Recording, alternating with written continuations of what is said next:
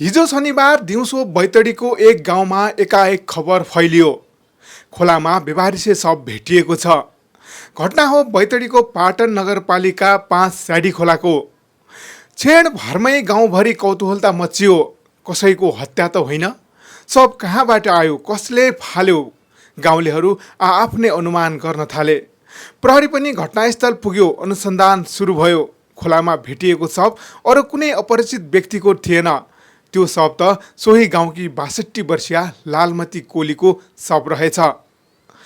तर त्यो शव खोलासम्म कसरी पुग्यो? कथाको पीडा यहाँबाट सुरु हुन्छ। साउन 5 गते बिहान लालमतीको घरमै मृत्यु भयो। आफन्तलाई खबर गरियो। अन्त्येष्टिको तयारी पनि भयो। दिउँसो सबलाई नजिकैको खैरखेत घटसम्म पुर्याउने निधो भयो। तर त्यहाँ एउटा यस्तो अवस्था आयो जसले समाजको वास्तविक अनुहार झल्काइदियो। शव बोक्ने 4 जना मात्र थिए। चिता बनाउन, दाउरा जुटाउन र अन्तिम संस्कार पुरा गर्न आवश्यक जनशक्ति थिएन।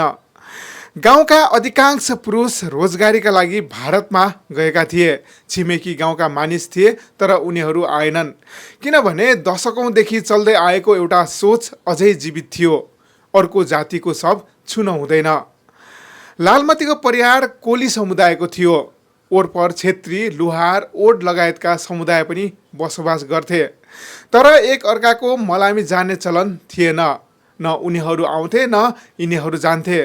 सबैले त्यसलाई परम्परा भनेर स्वीकार गरिरहेका छन्।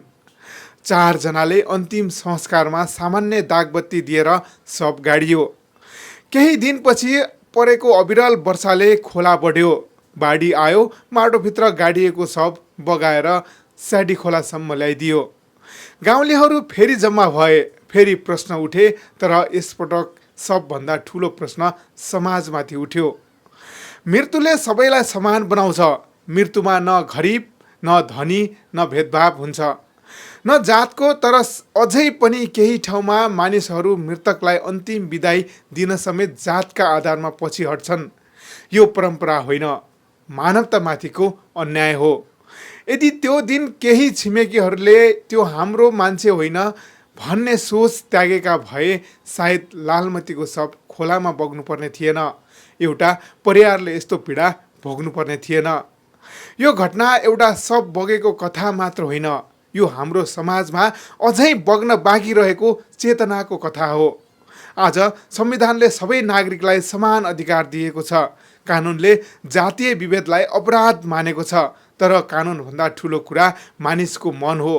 जबसम्म मनभित्रका विभेद हट्दैनन् तबसम्म यस्ता घटनाले हामीलाई बारम्बार झस्काइरहन्छ।